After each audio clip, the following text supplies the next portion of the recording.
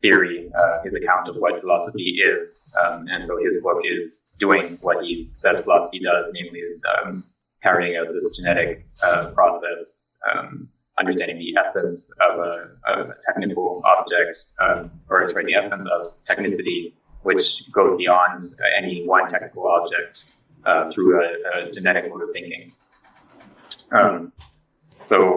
Let's start with the conclusion. I can start reading. I'll read a couple paragraphs because these are short. To this day, the reality of the technical object has been relegated to the background behind the reality of human work. The technical object has been apprehended through human work, thought, and judged as an instrument, adjuvant, or product of the work. However, one ought to be capable, in favor of man himself, to carry out a reversal that would enable what is human in the technical objects to appear directly without passing through the relation of work. It is work that must be known as a phase of technicity, not technicity as a phase of work, for it is technicity that is the whole of which work forms a part, not the reverse. A naturalistic definition of work is insufficient. To say that work is the exploitation of nature by man in society is to reduce work to an elaborate reaction by man, taken as a species, in confrontation with nature, to which he adapts and which conditions him. What is at stake here is not a question of knowing whether this determinism in regard to the nature-man relation is one way or contains reciprocity. The hypothesis of reciprocity does not change the basic schema, which is to say the schema of conditioning and the reactional aspect of work, in which case it is work that gives the technical object its meaning, and not the technical object that gives its own meaning to work.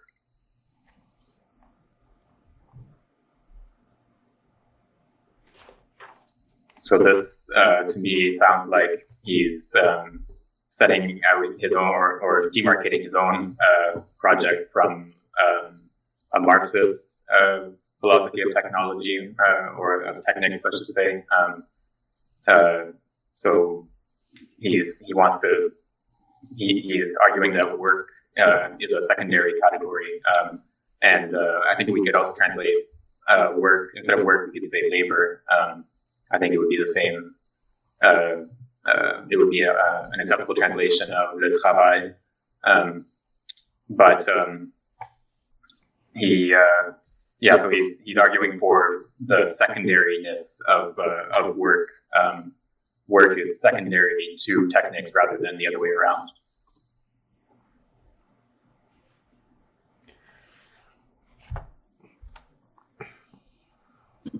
Judging by the first part, the first sentence in this second paragraph, one might sense that he's going to, at least momentarily, tend to offer a definition, any definition of work, but I think that won't be coming in the rest of the conclusion.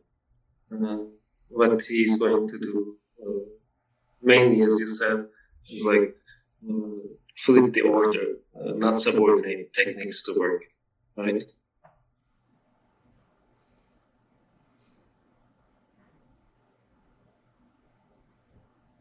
Yeah, I guess we'll have to see as we go along to what extent he gives us a new understanding of work. But yeah, so he gives one possible definition that's what he calls the naturalist definition of work, which would be to say that work is the exploitation of nature by human beings, and he thinks this is insufficient because it would reduce work to a sort of reaction of the human being to the natural world, and it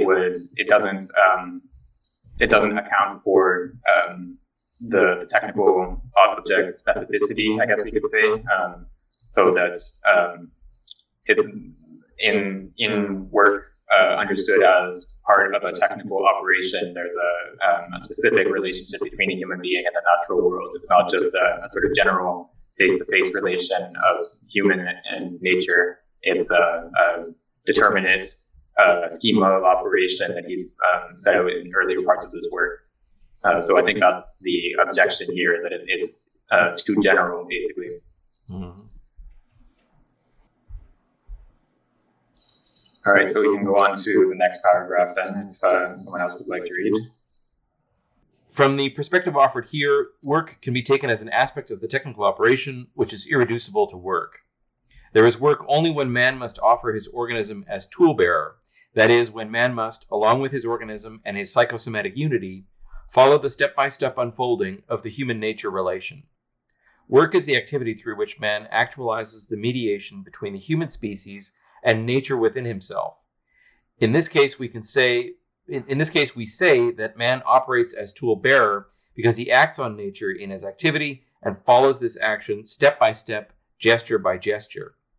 There is work when man cannot entrust the technical object with the function of mediation between the species and nature and must fulfill this function of relation himself through his body, his thought, his action. Man thus lends his own individuality as a living being in order to organize this operation. It is in doing this that he is a tool-bearer. On the other hand, when the technical object is concretized, the mixture of nature and man is constituted at the level of this object. Operation on the technical being is not exactly work.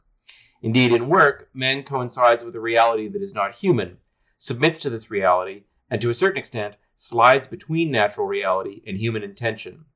In work, man models matter according to a form. With this form, which is the intention of a result, comes a predetermination of what must be obtained at the end of the work, ouvrage, in accordance with the pre-existing needs.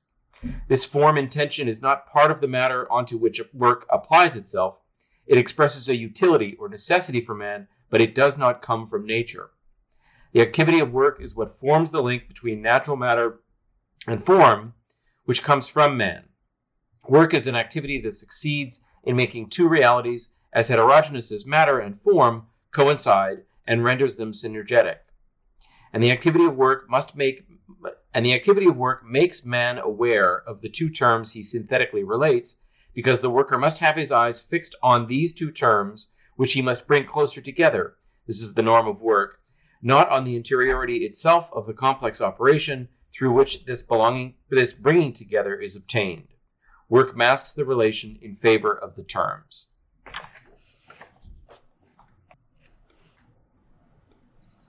So he's bringing back this idea that he introduced, I believe, in the first part of the book, that the human being as a tool bearer is basically standing in the place of a technical individual.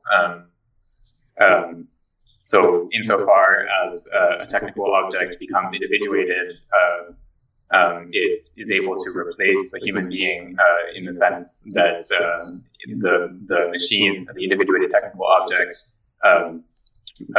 carries the tools that previously the human being had to carry. So treating work in the proper sense, or in the narrow sense that you want to use it here, work is an operation of a human being as a tool bearer. And so this is a narrow sense of work, because once the technical object becomes individuated, the human being no longer has to work in this proper sense. Whatever operations of supervision and maintenance and so on that human beings have to do on these machines that are now individuated is not work, properly speaking, because it's not the human being that is acting on matter, it's the machine that's doing that. And then we get into this hylomorphic schema, so the form-matter schema, which when we get to the individuation book, we'll see a long development of this idea in that book as well. But he argues that the form-matter schema it loses sight of the interaction between matter and form, the sort of middle term. It looks at the two external terms of matter and form, but it doesn't account for the way that the form is imposed onto the matter and the physical operation of informing matter. And so, in the same way, in this passage here, he argues that work is because work has this character of this hylomorphic character. The worker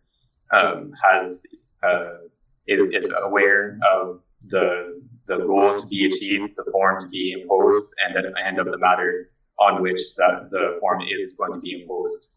But the actual technical operation, the middle term between those two external terms, is sort of disappears from awareness, and it's sort of hidden in that operation. So work, for that reason, again, is not can't be taken as the fundamental term for him, or the fundamental operation. We have to understand work in relation to technicity rather than the other way around. Orientation is not part of the matter. Everyone's quiet today. Hello. Sorry, I can't sit in my chair because of complicated body reasons, but I'm like lying on my back, so I have to sit up to push shift so I can talk. I was thinking that it was interesting the way he described the bringing the two terms together, right? And he kind of explicitly was, of course this is the English translation, which is so far not so great, but he seems to cash a lot of value out in terms of the seeing of the bringing together of the two terms involved in the work.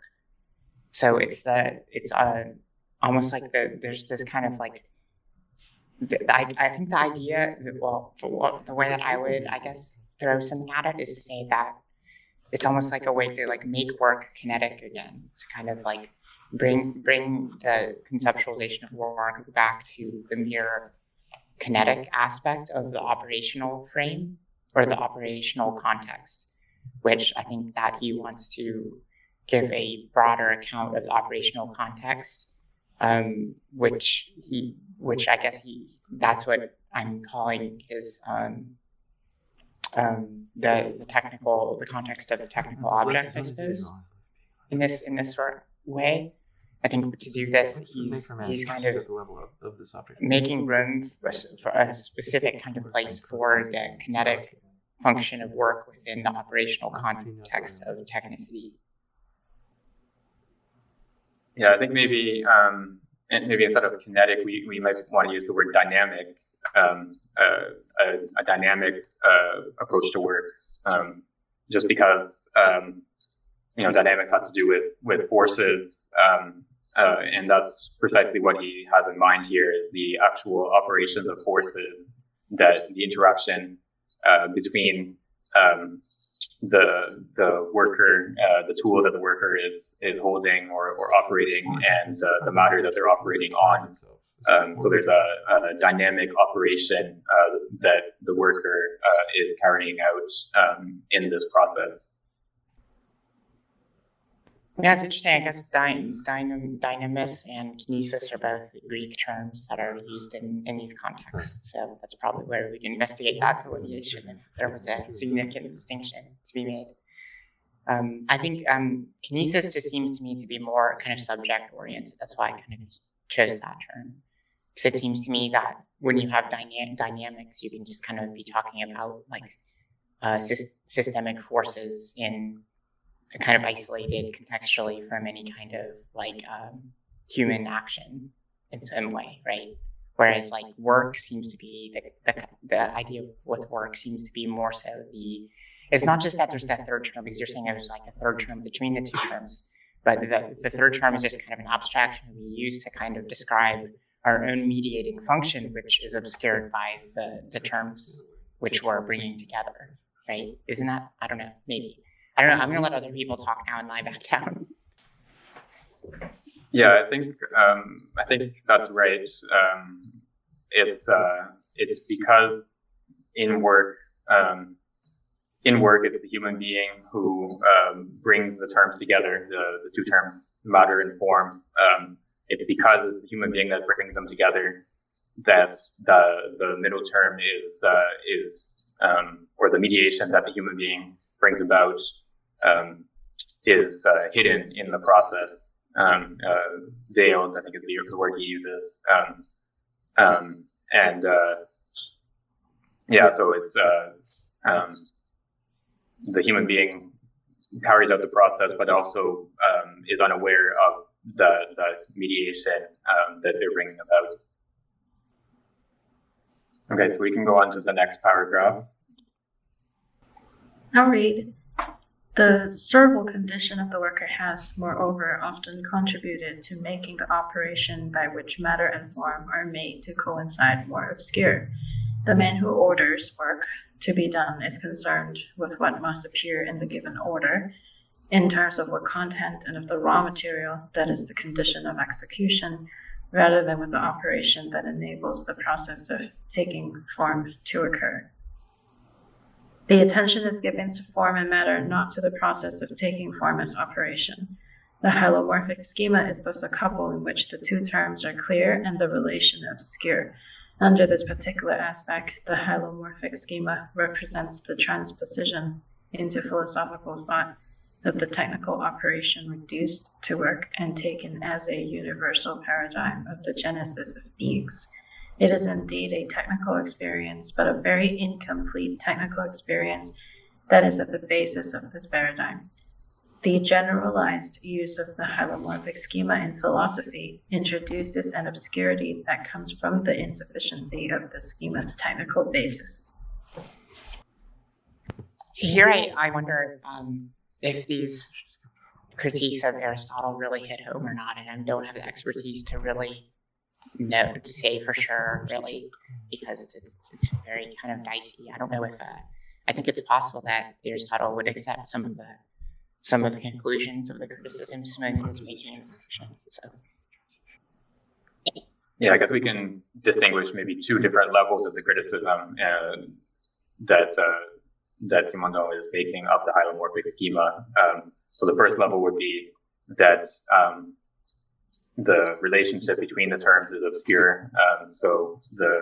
We have within the hylomorphic schema, we have a clear representation of matter and form, but we have only an obscure representation of what the interaction between those two terms is. So that's a first level criticism. And then the second one is more of a social criticism, we can say, and it's that this schema of operation corresponds to something like a slave owner's position on the technical operation. Or the master in a more general sense. So the master orders a certain job to be done. They order, this much raw material, and it should be put into this form. But then the actual operation itself is not part of the schema that they are operating with. It's this hylomorphic schema is the result of this social organization in which some people are able to order work to be done, and then other people have to carry out those orders. So there's these two levels of the criticism. I think it's possible Aristotle might have accepted the first level of the criticism. Like he might have said there was a certain, or he might have agreed that there was a certain obscurity having to do with the relationship between the two terms in the hylomorphic schema. But the second one, I think, is something he definitely would not be able to accept, given his whole account of slavery as a natural condition and so on. I don't know. Yeah, I'd be interested in looking into. I'm less familiar with Aristotle's account of social orders, like slavery, the slavery related aspects, as I am with the kind of metaphysical arguments about the kind of incompleteness of certain types of dynamic aspects of both action and thinking. Whereas I'm not even sure where to look for Aristotle's account of slavery, but I have heard kind of like through the grapevine that he has some kind of problematic account of slavery. I wonder though, even if you had a kind of what I would imagine would be a kind of Aristotelian account of slavery, if that would be too incommensurate with what Simondon is making out an account like this in relation to. But I think to figure that out more, I think you would have to really kind of look at how he really look at the hylomorphic argument much more closely, I guess, and that I guess I don't know. It's very difficult for me to deduce anything very particular about the critique of Aristotle because of how horrible of an Aristotle scholar I am, and how I haven't done sufficient like reading on the matter already, and just kind of go on vague impressions and such. But I do think that there is a sense in which like the order work relation is something very central to the historical tradition post Aristotle.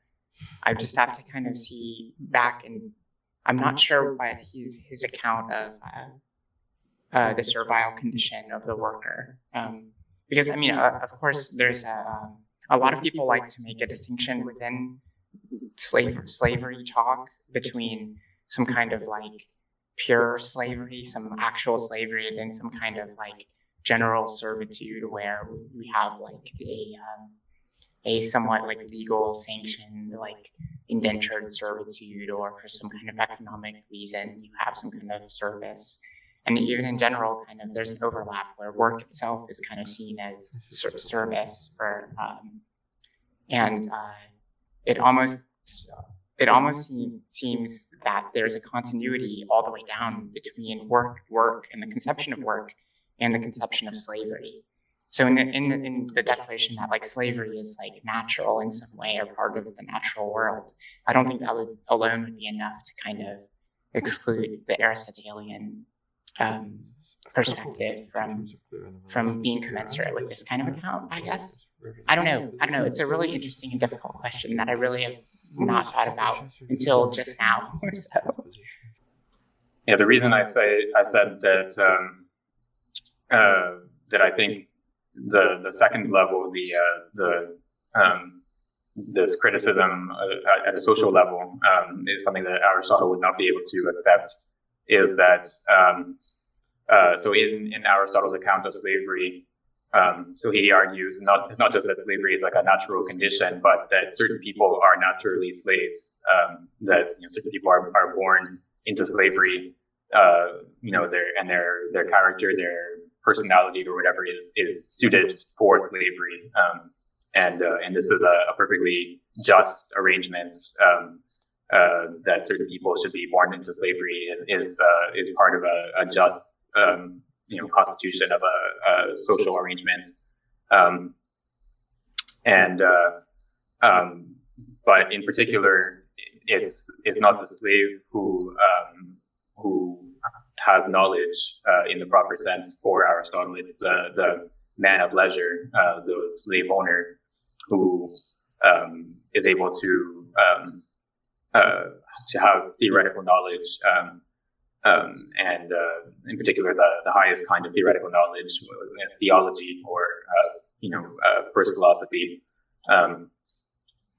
and science in general is the preserve of the slave owner, or the man of leisure, rather than of the slave. So I don't think Aristotle would be able to accept the idea that there's a certain type of knowledge, namely of the relationship between form and matter, that the slave has sort of preeminently, as opposed to the slave owner.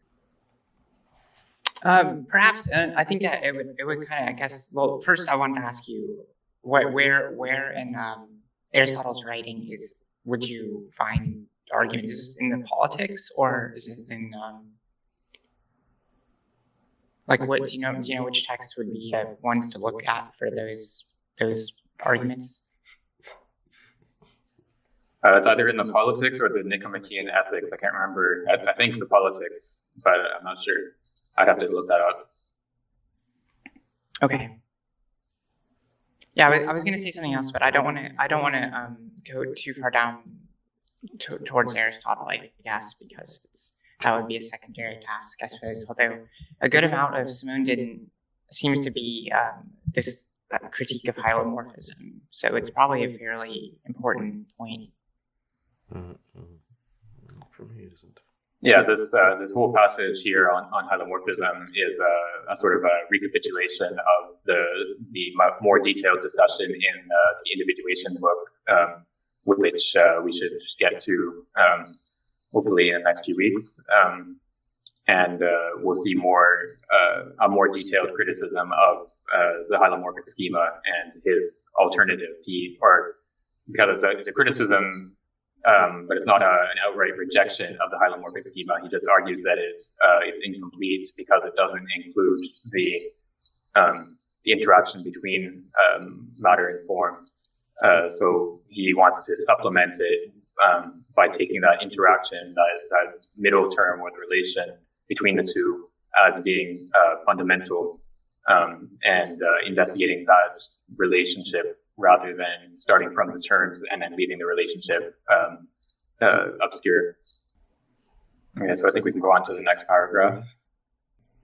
Indeed, it is not enough to enter the workshop with the worker or slave, or even to take the mold into one's own hands and to operate the potter's wheel. The point of view of the working man is still too external to the process of taking form, which is the only thing that is technical in itself. It will be necessary to be able to enter the mold with the clay, to be both mold and clay at once, to live and feel their common operation in order to be able to think the process of taking form in itself. For the worker, elaborates two technical half-chains that prepare the technical operation. He prepares the clay, makes it malleable, without lumps, without air bubbles, and correlatively prepares the mold. He materializes the form by making it into a wooden mold and makes matter pliable, capable of receiving information. Then he puts the clay into the mold and presses it, but it is the system constituted by the mold and the pressed clay that is the condition of the process of taking form. It is the clay that takes form according to the mold, not the worker who gives it its form. The working man prepares the mediation, but he doesn't fulfill or complete it. It is the mediation that fulfills itself on its own once the conditions have been created. Even though man is very close to this operation, he does not know it. His body pushes the mediation to fulfill itself, enables it to fulfill itself, but the representation of the technical operation does not appear in work. It is the essential part that is missing, the active center of the technical operation that remains veiled. For as long as man practiced work without using technical objects, technical knowledge could only be transmitted in an implicit and practical form, through professional habits and gestures. This motivating motor knowledge is effectively what enables the elaboration of two technical half-chains, the one starting from form and the one starting from matter. But it does not and cannot go further. It stops before the operation itself. It does not penetrate inside the mold. In its essence, it is pre-technical and not technical. Mm. So this is still drawing from the individuation book, and specifying the criticism that hylomorphism doesn't deal with the interaction between matter and form. And so here he gives the specific case of the formation of bricks so you take clay and you put it in a mold, and then the physical interaction of the wooden mold and the clay forms the brick, puts the form into the matter, and gives the brick form. And so here the work, the actual operation of the worker is to prepare the two half chains, one leading from the form through the preparation of the clay and ensuring that it has the proper characteristics that it needs in order to take on form, and then the other half chain that starts from the form and puts it into a wooden mold, puts it into the shape of this wooden mold, and prepares the mold to receive the clay.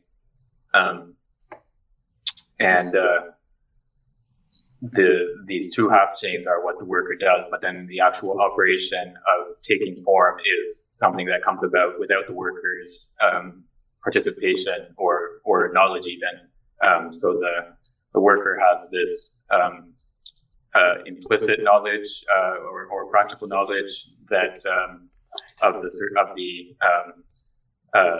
professional habits and gestures, as he puts it.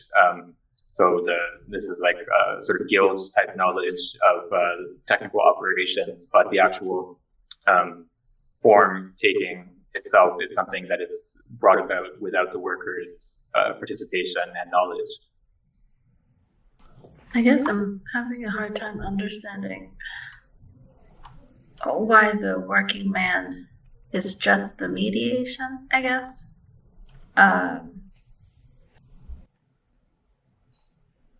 So the actual mediation is what's brought about within the mold, but what the worker does is to prepare the two ends of the relationship to these half chains, as he describes it.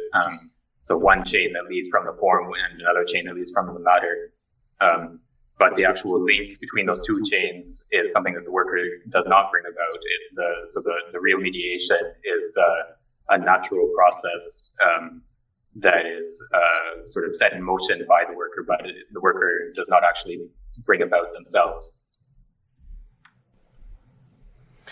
I guess I'm also struggling a little bit with understanding what it would mean to penetrate inside the mold. Like, is it a more scientific understanding of the kind of the conditions of the kind of clay and the mold? Is it I'm having difficulties with that, because it seems to me like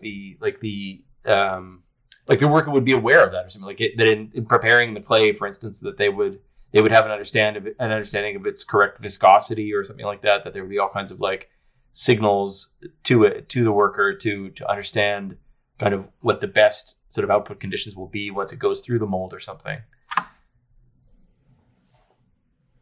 Yeah, I think we'll see partly as we go into the next couple of paragraphs. So he'll give a better, a more detailed explanation of what he means, or what the contrasting type of knowledge would mean.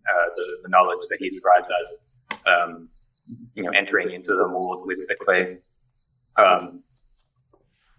But I think one way we can characterize it, given what we have so far, so he describes the knowledge of the worker as an implicit knowledge, and I think that would entail that the knowledge, the true technical knowledge that he's going to develop in the next paragraph, has to be an explicit knowledge of some kind. So the worker, yes, so they understand some of the properties that the clay has to have in order to take on a form in this process of work.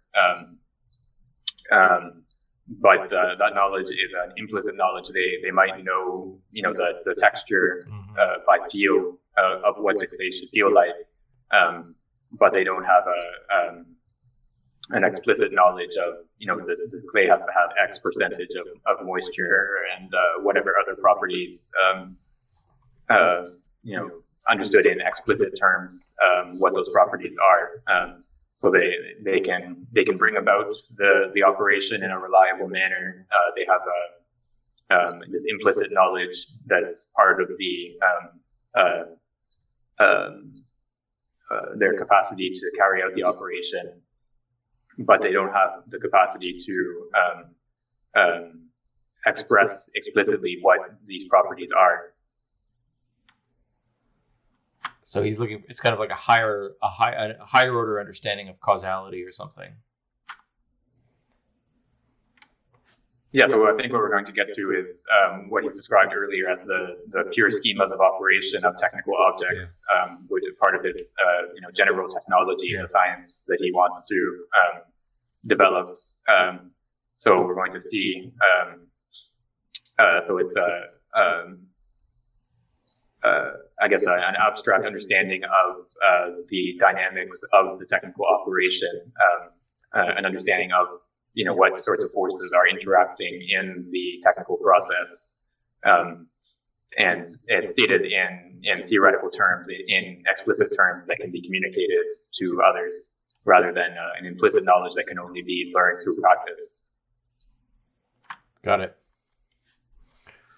Yeah, I think that that's right. I think that there's the independence of the operational context is what that hinges on, and I think that he's trying to kind of give a kind of an account which excludes on one side the kind of bearing down of reflexivity in the broad sense, and then in the other sense the kind of instrumentality of work, which is really coming to fore in these paragraphs here as being kind of an insufficient condition to account for the individuated domain of technical objects, which I'm calling the operational context, I guess.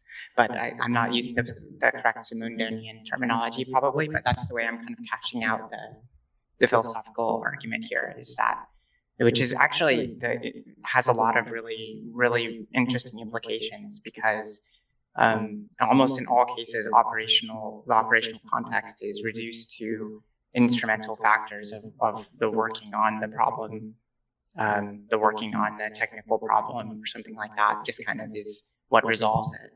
Or the other sense, the kind of reflexive, kind of systematic solutions for the way that the networks of technical objects just kind of resolve themselves. So these are our kind of two implicit biases, I think, when it comes to consideration of technical objects, to kind of be hyper-reflexive or hyper-instrumental. And I think that what's going on with the delineation of work as only as an incomplete way of getting to the independence necessary for the domain of the technical objects, I think is, anyway, I forgot how I started the sentence, so I don't think I can finish it grammatically correctly, but I hope y'all follow me. I hope y'all can follow me. I do think that the incompleteness and the work concept is really, really being tied in together here, very most so, because especially when you have the human who is doing the work, the working, is not doing their fulfilling. So there's a separation between the action and the manifestation of the action, which is like exact and impermeable, sort of, right? Mm-hmm. That's what I think is most striking here. And this is the height of that point, I think. Yeah, I think that's a good way of putting it, is that the operation of work is distinct from the fulfillment of the form-taking operation. So the worker is able to put the form and matter in contact through these two semi-chains or half-chains, but the actual fulfillment of the form-taking is something that happens without the worker's participation. Okay, so I think we can go on to the next paragraph. Where are we? We're at technical knowledge, on the contrary. Technical knowledge, on the contrary, consists in starting from what happens inside the mold in order to find the different elaborations that can prepare it by starting from the center. Man cannot leave the center of operation in the dark when he no longer intervenes as tool bearer. It is the center that must effectively be produced by the technical object, which does not think or feel, and which does not acquire habits. In order to construct the technical object that will function, man needs to represent to himself the way of functioning that coincides with technical operation which accomplishes it. The functioning of the technical object belongs to the same order of reality, the same system of causes and effects as the technical operation. There is no longer heterogeneity between the preparation of the technical operation and the functioning of this operation. This operation prolongs the technical functioning just as the functioning anticipates this operation. The functioning is an operation in the operation of functioning. One cannot speak of the work of a machine, but only of its functioning, which is an ordered ensemble of operations. Form and matter, if they still exist, are at the same level and belong to the same system. There's continuity between the technical and the natural. Maybe you can also read just the next little short paragraph. Sure. Making the technical object is no longer accompanied by this obscure zone between form and matter. Pre-technical knowledge is also pre-logical, in the sense that it constitutes a couple of terms without discovering the interiority of the relation, like in the hylomorphic schema. Technical knowledge, on the contrary, is logical, in the sense that it seeks the interiority of the relation.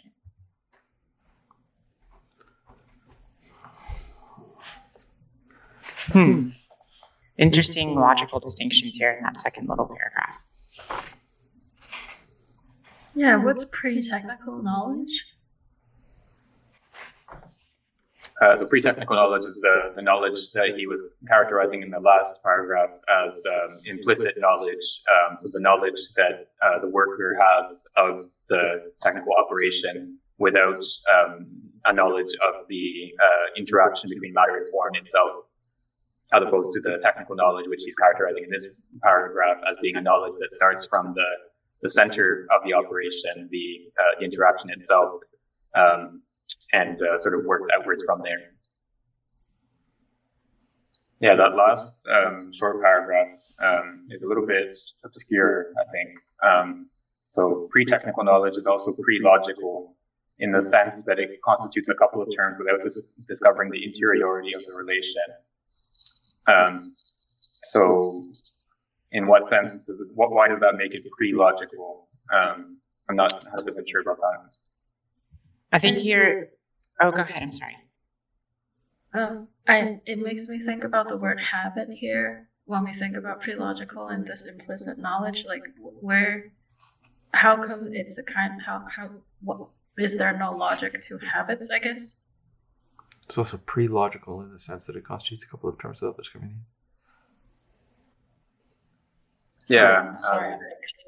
Technical knowledge of the code. No, I think I know what you're getting at. I think here logical is being used in a sort of a strong sense. So it's not just doesn't just mean coherent or consistent or something along those lines. But it means something like a scientific, a clear representation with like a scientific definition of terms,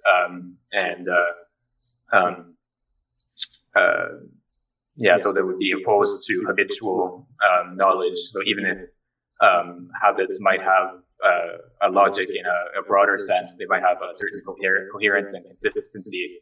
In the specific sense that he's using the term logic here, they don't have this explicit definitions and scientific clearness to them. Mm-hmm. That makes sense. Mm-hmm. I think here, I oftentimes, when logic is used in the broad sense, I used to tell people about like paraconsistent or pluralistic metalogical kind of positions, and that didn't ever work very well. Speaking with Anglophone people, they're just like, logic means the thing goes with the other thing. So I say, oh, they must be talking about the European logic, because what I'm really talking about, and I don't want to go into too many details when I talk to them usually, is Hegel's criticisms of Aristotelian logic in the science of logic and the kind of dialectical logic and transcendental logic tradition stemming from the critical project, etc., and the tradition of German idealism, which I think a lot of European authors will kind of write write in as though for us, the reader, it's just extremely obvious, like all this, oh, of course, logic is this extremely huge project.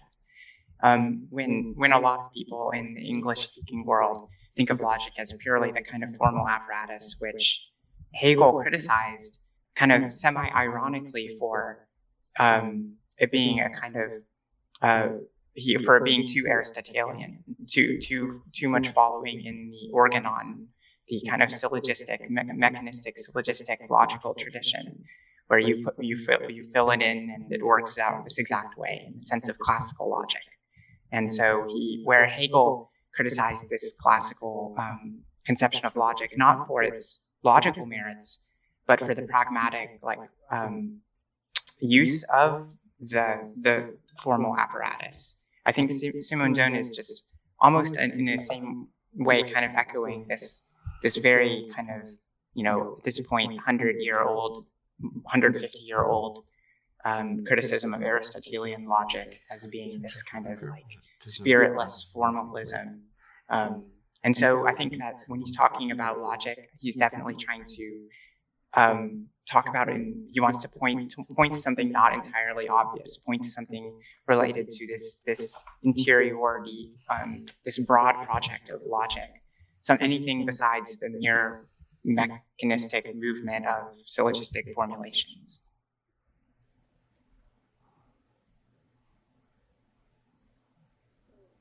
Anyway, that's my spiel on logic, I guess. Yeah, I think he's definitely not, Simondon here is definitely not thinking about, when he talks about logic, he's not saying, like the syllogism or something purely formal on those lines. But I think logical thought here means something like a thinking that is carried out using strict scientific definitions, fully explicit definitions of terms, and clearly explicitly represented concepts, and so on. And I think maybe we can characterize, so the distinction between the pre-technical thought is pre-logical in the sense that it's not fully clarified. The relationship between the terms is left obscure, and then technical thought is logical in the sense that it expresses this relationship in explicit terms. I think that might be what he's getting at here.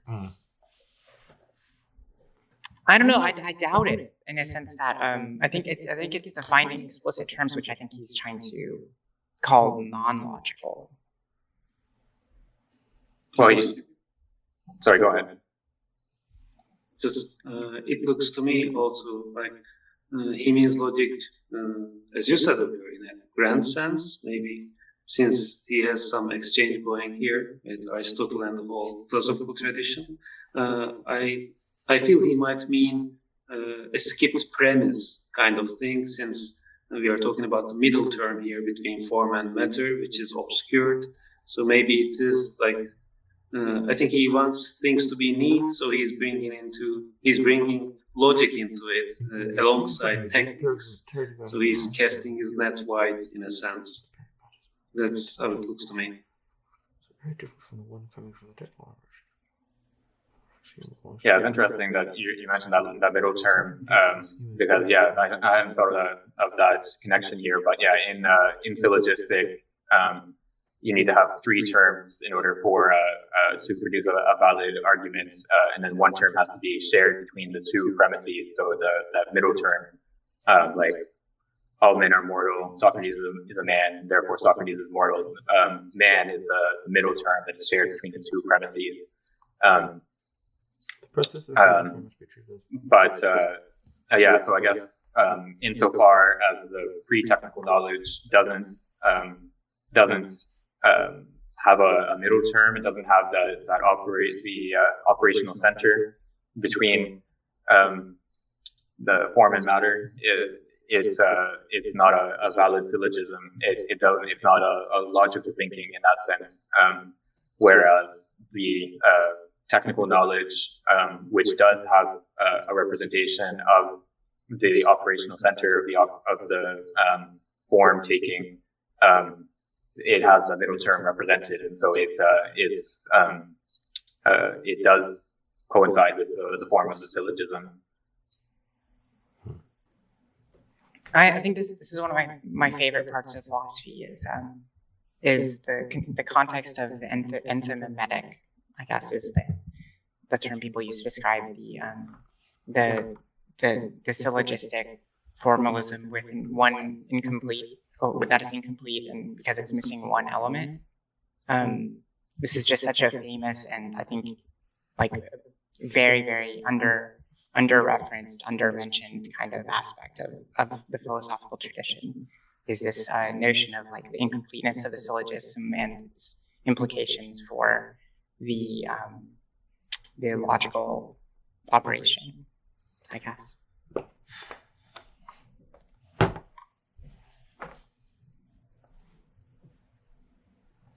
Yeah, there's a whole, I guess, tradition, or sort of minor tradition of having to do with material inferences, so inferences that have to do with the properties of concepts rather than the form of the propositions. So something like if A is east of B, then B is west of A. That's a perfectly valid inference, but it depends not on the form of the proposition, but on the content of the concepts east and west. And there's one, I guess, approach to this type of inference that would see these inferences as enthymemes, as missing a premise. So you have to add a premise that says like, everything that is east of, or for every A that is east of B, then B is west of A, or you'd have to add a universal premise along those lines, and then you could make the inference. But there's also, and this may be going a little bit of a digression, but there's the famous piece by Lewis Carroll on Achilles and the Tortoise, where he shows how you can always any modus ponens inference, so any inference of the form if A then B, A therefore B, you can always treat it as missing a premise, and you have to add another conditional in order to fill in the gaps, and then that next conditional is missing a premise, and you have to add another conditional to fill in the gap, et cetera, et cetera. So there's good reason to think that inference that there's a sort of more basic material inference, and then formal inference is a secondary process, which is sort of derived from it. That's sort of an excursus on logic. But it's an interesting issue within philosophy of logic. I think that actually could be more relevant here than, I think it could be very, very relevant here, actually. Like if we take the entire context of the difference between work and the operation, the more full operational context, the technical object. I think if we take that all in the logical sense, and then think of the work of solving logical problems, for instance, and then we kind of think about the purely kind of formal resolution versus the action of the work of the solving of it. So in our working, it's just an incomplete mediation where we're obscuring the middle term. But what is this middle term? It's not the middle term in the syllogism that we're working on necessarily, right? It's the middle term here is us as the worker on this project, and it's the constitution of the domain of the technical object by our work, which we can't see as while we're working on it. It's almost a Heideggerian argument in that regards, right? Maybe, I don't know. I'm not sure. Maybe I just thought of that just now because there's a sense in which Heidegger doesn't argue for this sense where if you're fully involved in the work was a tool being or something like that, then you lack a certain kind of technical knowledge. It's only when something goes wrong that technical knowledge is seeked out, right? Isn't that the Heideggerian argument? I'm really bad at Heidegger.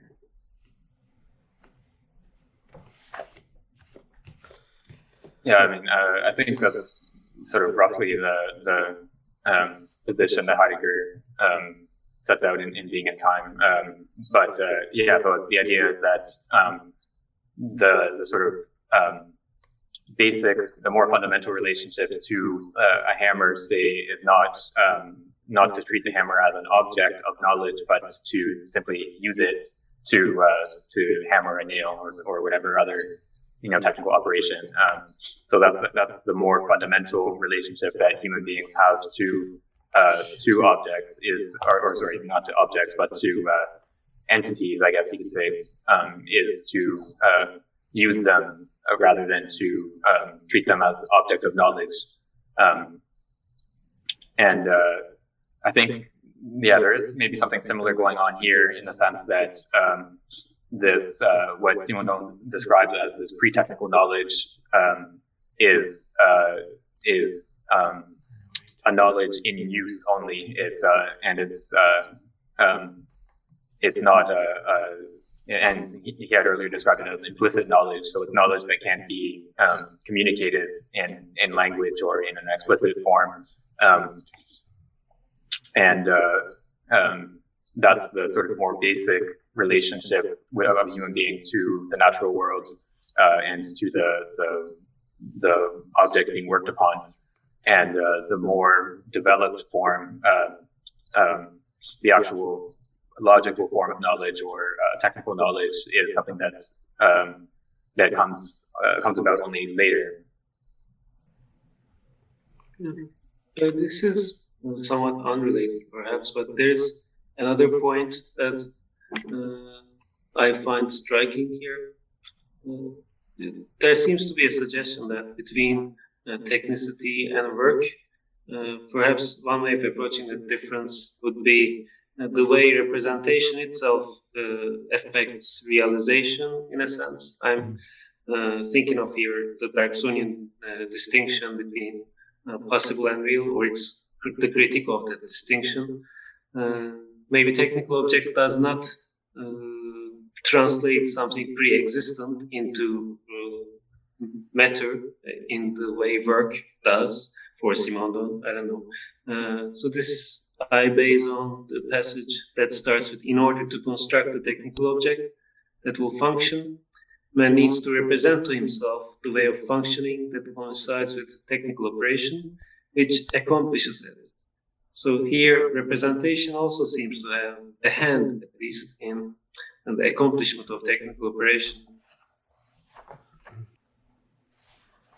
Yeah, I take representation here to be something like explicit knowledge.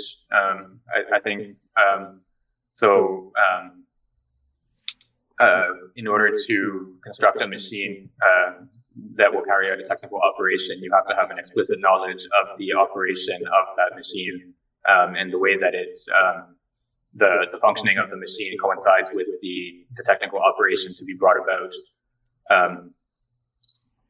Yeah, so I think representation here means something like explicit knowledge, so knowledge that can be formulated and communicated to others.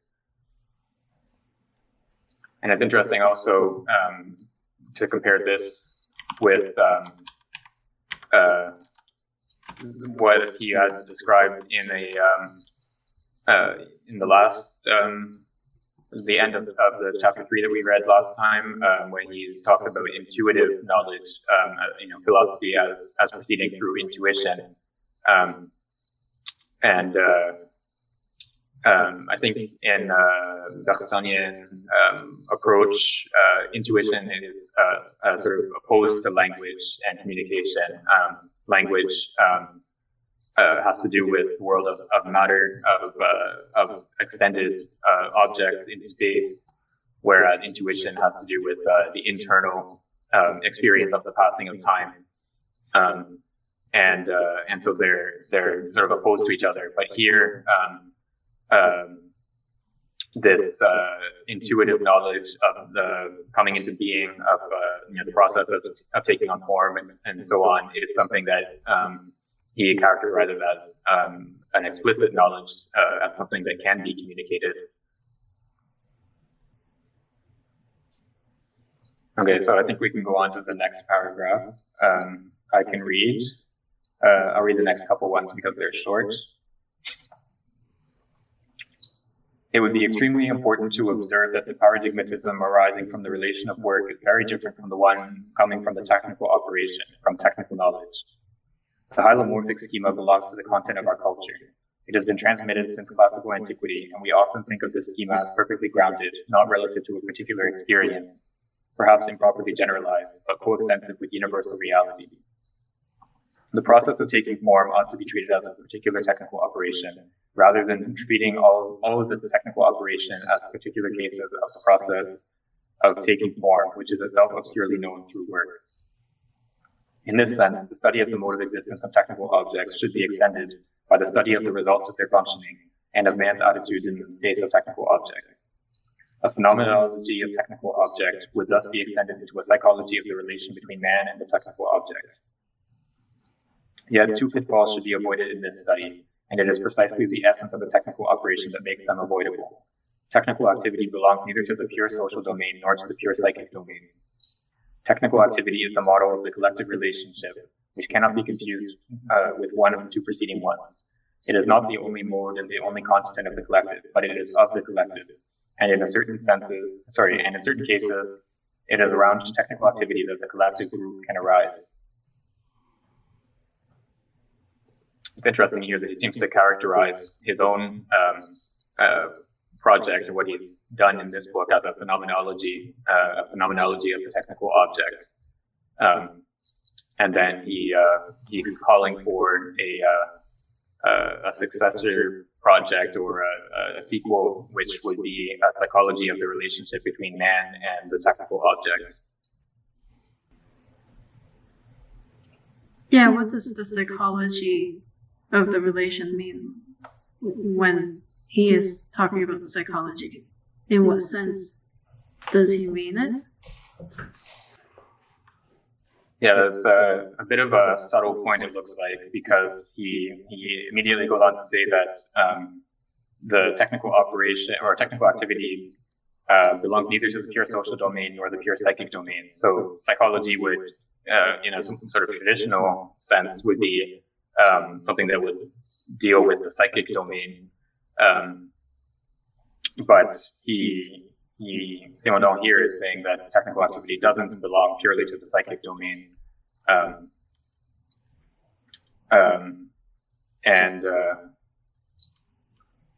So it's this is a sort of psychosociology or socio-psychology or something like that. It's some sort of science of the interaction between individuals and groups, it looks like. It also sounds like he's trying to avoid hylomorphism in the social sciences just as much as he is around our understanding of technical objects, right? That both psychology and sociology would suffer from having a sense of the individual as they, as one in a population or one mind. These things are already sort of hylomorphic in the ways that they're framed. Yeah, I think he might be sort of pointing towards his notion of the trans-individual, which has to do with the process of individuation beyond the bounds of one individual. The formation of a psychic individual is a process that leaves behind something pre-individual, and so the different individuals that make up a group, they each have something of the pre-individual left within them, and so they can undergo a collective individuation process through that remnant of the pre-individual left within them, and that's what he characterizes as the trans-individual. And so I think that might be what he's pointing towards here. the idea of not something that is neither purely individual, the purely psychic, nor a purely group phenomenon, the purely social, but it's the process through which a group is formed through what is left behind of the pre-individual within individuals. I'm not sure here what exactly it means to say that, or what he means by saying that technical activity is the model of the collective relationship, which cannot be confused with one of the two preceding ones. The preceding ones being the social domain and the psychic domain, I assume. Yeah, why is technical activity the model of the collective relationship? Doesn't it mean that the technical ensemble in which you find yourself will be the basis upon which you will be social with other people, right? Whether it's a town that's organized around a water wheel, or whether it's a factory floor that's organized around some automated processes or something, that these are the conditions under what the kind of material conditions under which you'll have a collective relation to other people. Could be. My hesitation here is the word model. It sounds like what you're describing doesn't really sound like a modeling relationship. Like that would be something more like I don't know, relationship of determination or something like that. Okay. The technical ensemble would determine the form of the social relationship or something along those lines. But he suggests, or the term model to me suggests that there's some sort of a copying relationship between the two. So in some way, the model of the collective relationship is supposed to be copied from the technical activity, but I'm not sure exactly what that's supposed to mean. I think of it this way. I think in its context, in his readership, there would be a lot of people who would accept a version of this statement as true, almost given. So this sentence would not read for them something like technical activity is the model of the collective relationship, but work is the model of the collective relationship. So I think I'm talking about his relationship to Marxism again. Mm-hmm. Mm-hmm. Yeah. I mean, that would make sense given his, his what he stated at the beginning of this conclusion, that the technical is the more fundamental. We have to understand work in relation to the technical rather than the other way around. So yeah, I guess if work, if we treat work, or if he's sort of starting from a conception that treats work as the fundamental collective relationship, and then he's relativizing that by setting work within the context of the technical. Maybe that's sort of what he's has in mind when he makes that statement here. I'm not sure. This conversation is putting me in mind of a few other people. I guess like the Muriel Combs book does this a little bit, and there's another one. I think maybe Alberto Toscano talks about the way that Simondon kind of vulgarizes Marxism a little bit. That he kind of that they both sort of describe kind of missed opportunities, which are starting to sound somewhat like this kind of tension that we're working through here a little bit. That he was oversimplifying Marxism and maybe oversubstantializing the conceptualization of work in order to read his notion of technical activity more carefully alongside it and say that this is a superior way of looking at technical objects than Marxism ever came up with. Interesting. Yeah, his engagement with Marxism doesn't seem to be especially deep. I mean, it's always difficult to tell because he never cites his sources, but there's no sort of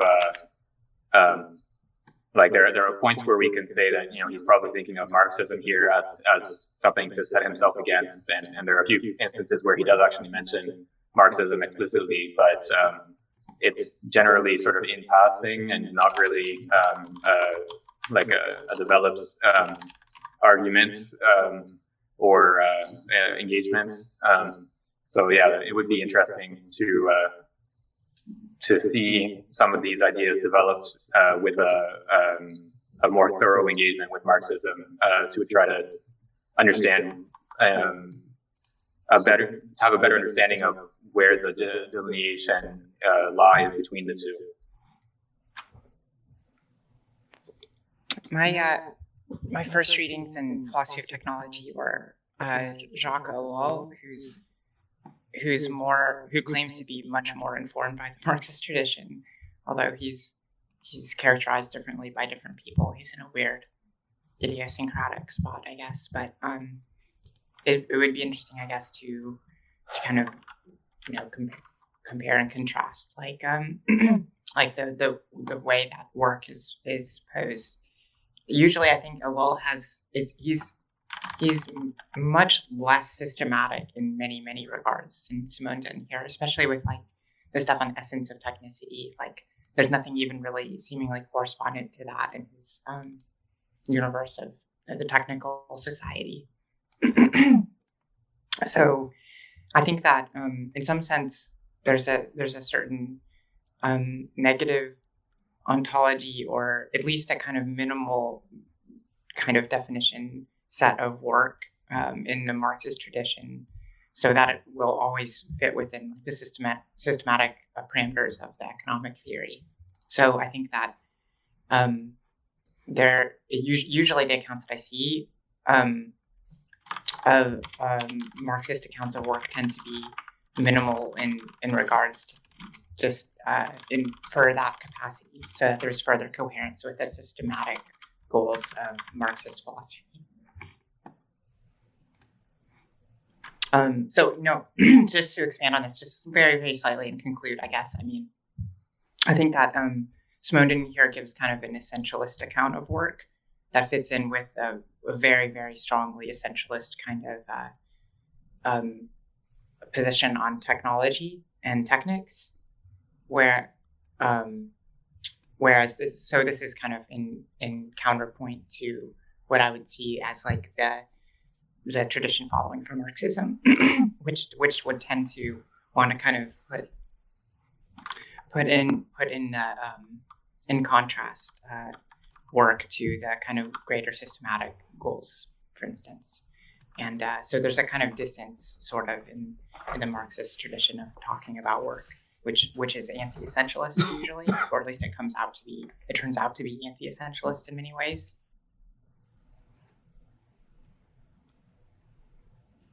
I don't know. This is just my vague apprehension. I'm not really a big I don't follow a lot of Marx type stuff. The most of the Marx that I'm interested in is like Sartre's existential Marxism and stuff like that. But and what is his name? Lefebvre. I can never say it. Lefebvre. I think that's how you say it. It's another French guy whose name I can't pronounce. But anyhow, yeah, I think this broadly hinges on essentialist versus anti-essentialist lines, at least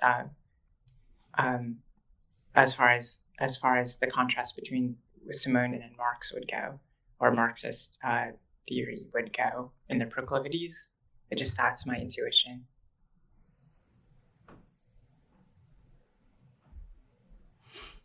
Yeah, there is some tradition within the. There is a sort of sub-tradition within the Marxist tradition of labor process theory, and it starts from Marx himself, of course, in Capital. There's a chapter on the labor process, and then there are people like Harry Braverman and David Noble, I guess, who maybe we put in that tradition as well. But look at a close analysis of the labor process and understanding the way that the the operation is carried out. So there is, I guess, a point where you could have a sort of productive engagement between what Simondon is trying to do and a Marxist tradition as well. But I'm not sure if anyone's really developed that sort of connection between the two. What did you call it? Labor relations theory? Labor process theory. Theory. Okay. I'll have to keep that in my memory. I've always found it very difficult to find in just general philosophical works really robust accounts of work or labor, and I'm always I always take note when I see something along those lines. But yeah, I think we can go on to the next paragraph. We are at where are we? What we mean here by social group. That's where we are. What we mean here by social group is one that constitutes itself, like for animals, according to an adaptation to the conditions of the milieu. Work is that through which the human being is mediator between nature and humanity as a species. On the opposite end, but at the same level, the interpsychological relation puts individual before individual, establishing a reciprocity without mediation. Through technical activity, on the contrary, man creates mediations, and these mediations are detachable from the individual who produces and thinks them. The individual expresses himself in them, but does not adhere to them. The machine has a sort of impersonality which allows it to become an instrument for another man. The human reality that it crystallizes within itself is alienable, precisely because it is detachable. Work adheres to the worker, and reciprocally,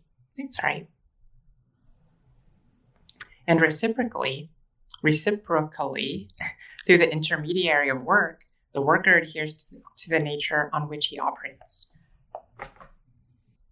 The technical object, which is thought and constructed by man, is not limited to simply creating a mediation between man and nature. It is a stable mixture of the human and the natural.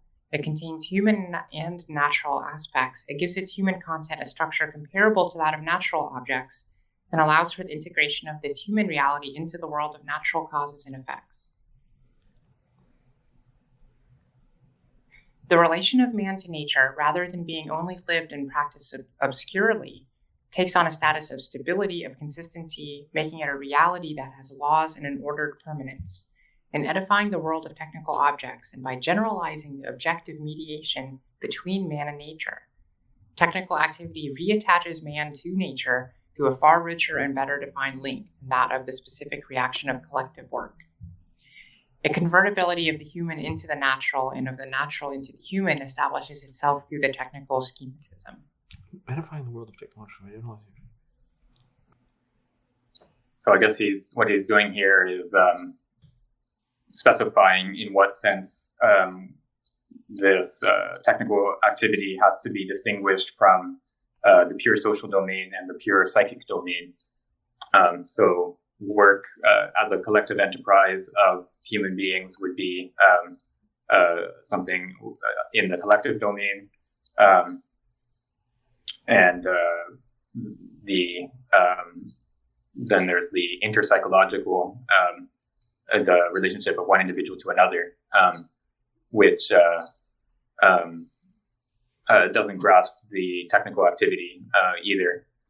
And then technical activity is something in which there's mediation between the human being and the world and the natural world, but it's not attached to the individual in the same way that work is. So there's an impersonality of technical knowledge and technical activity that allows it to be separated from an individual, and so it becomes part of the collective heritage or something along those lines. All right, it doesn't seem to be much to say about this paragraph, so we can go on to the next one if someone else would like to read. I'll read. By this constructing a structured world, the technical operation, rather than being pure empiricism, leads to the emergence of a new relative situation of man and nature.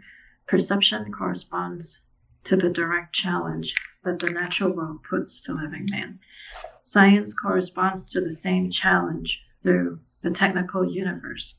For work without obstacles, sensation is enough. Perception corresponds to the problem that emerges at the level of work. On the other hand, as long as techniques succeed, on the contrary, scientific thought is not called upon to emerge. When techniques fail, science is near. Science corresponds to a problematic formulated at the level of techniques, but unable to find a solution at the technical level. Techniques intervenes between perception and science in order to provoke a change of level. It provides the schemas, the representations, and the means of control of mediations between man and nature. Having become detachable, the technical object can be grouped with other technical objects according to such or such setup montage. The technical world offers an indefinite availability of groupings and connections. For what takes place is a liberation of the human reality that is crystallized in the technical object. To construct the technical object is to prepare an availability. The industrial grouping is not the only one that can be brought about with the technical objects. Non-productive groupings can also be brought about, whose end is to relate man and nature through an ordered succession of organized mediations to create a coupling between human thought and nature. Here, the technical world intervenes as a system of convertibility. So this is the last paragraph we had the human natural convertibility brought about by the technical schematism. And in this paragraph, we have a system of convertibility of a different one, I think, between one technical object and another, a grouping of the technical objects with other technical objects. So there's a convertibility, human nature convertibility, the last paragraph, and then in this paragraph, a object-to-object convertibility, I guess. I'm not sure if the second paragraph, the one we just read, I'm not sure if the convertibility here is supposed to be between objects. I think we might still be talking about convertibility between humanity and nature, or the human and natural. Because just in the line right before it, before that last sentence, where does it say? Sorry, just a second. Non-productive groupings can also be brought about whose end is to relate man and nature through an ordered succession, enchaînement réglé, of organized mediations to create a coupling between human thought and nature. Here, the technical world intervenes as a system of convertibility. So it seems to me that the convertibility in question here is still the convertibility between human and natural, but it's a different type of convertibility, because here it's not a productive convertibility. It's not human beings operating on the natural world, but it's the scientific convertibility is using technical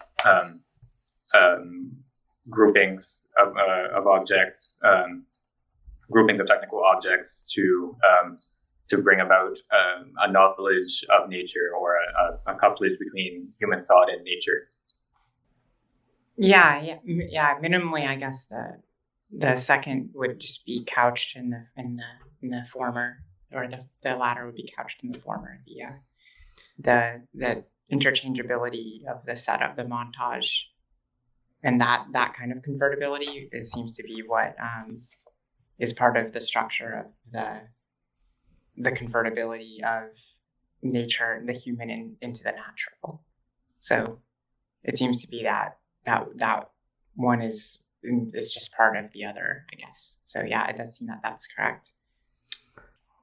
Also thought to construct a technical object is to prepare an availability was an interesting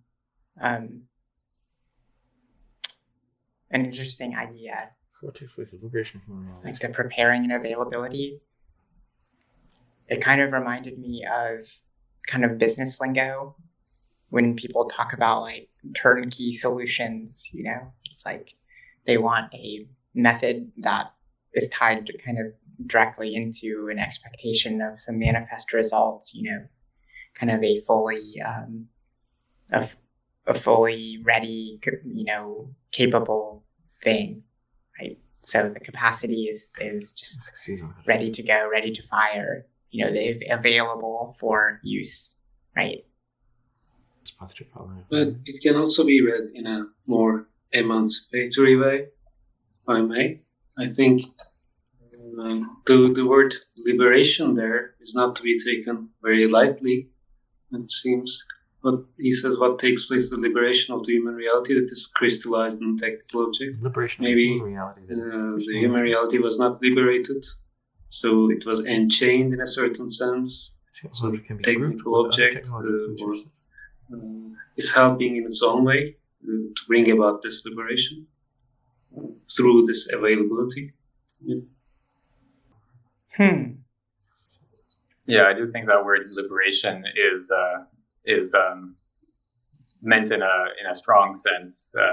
It's not just used sort of carelessly or anything like that here. So yeah, there's in some sense being able to produce these groupings of technical objects, the fact that these technical objects are detachable and groupable in various ways is a liberation of the human reality that is crystallized in these technical objects. So I guess it's insofar as these technical objects are not tied to one particular person or one particular arrangement of other technical objects, that means that the schemas of operation within that technical object are liberated from those ties to individual people or individual technical setups. So it's kind of, we're saying that it's emancipatory in the sense of allowing for a greater diversity of relations or greater diversity of connections in terms of building out larger technical systems? I don't think it's just larger. I don't think that's just a sort of a straightforward equation of a larger technical system with liberation. But I think it's here. So it's in the sort of particular case that he points to in the next couple of sentences, it's the capacity of using technical objects for scientific ends rather than productive ends. Right. So I think that's one instance, at least, if not sort of the paradigm case of using, of liberating the human reality in a technical object is using it for scientific ends. Right. Which is kind of more like a deeper understanding or more profound understanding or something like that, and not just a question of scale of productivity or something. Yeah, it helps to bring about this coupling between human thought and nature. So it develops a deeper relationship between the human being and the natural world by using these technical objects for scientific ends. The way I see it, he may be suggesting there is something limiting in the way work generally is anchored to here and now, by definition. Yeah, I think that's right. I think as he understands it, the work relationship is always tied to the worker and the object worked upon, whereas the technical activity is detachable from any individual person and from any particular object worked upon. It can be rearranged and reorganized in various ways, including for non-productive purposes like science. Okay, so I think we can go on to the next paragraph, which will probably be our last one as we're approaching the end here. If someone else would like to read. The work paradigm is what pushes us to the consideration of the technical object as a utilitarian one. The technical object does not carry its utilitarian aspect within itself as an essential definition. It is that which performs a determinate operation, which fulfills a certain function according to a determinate schema. But precisely because of its detachable aspect, the technical object can be employed in an absolute manner as a link in a chain of causes and effects, without this object being affected by what happens at either end. The technical object can perform the analog of a work task, but it can also transport information beyond any utility for determinate production. It is the function and not the work that characterizes the technical object. Thus, there are not two categories of technical objects, those serving utilitarian tasks and those serving knowledge. Any technical object can be scientific and vice versa. To the contrary, one would call scientific a simplified object that would only be suitable for teaching. It would be less perfect than the technical object. The hierarchical distinction of the manual and the intellectual does not affect the world of technical objects. Yeah, so this paragraph seems to be basically just a summary of what we've read the last couple paragraphs. Basically just the reason or a sort of summary of why the treating work as the paradigm for or starting on the basis of work to understand technical reality is starting from the wrong end, and it's only through starting from technical reality that we can understand work instead. Looks good. Hey, Ken. Yeah, we're just finishing now, so it's good timing. Yeah, so I think we can finish here for today. We actually went a little bit slower than I expected, so we may not finish next time. We have about 8 pages left in the conclusion. But yeah, that's fine. We don't have any time limit, so we can take 3 weeks to finish the conclusion if we want, rather than 2.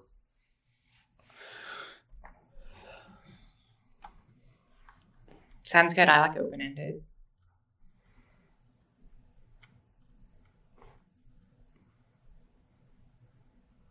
Okay, so thank you everyone for showing up and for your contributions, and see you next week.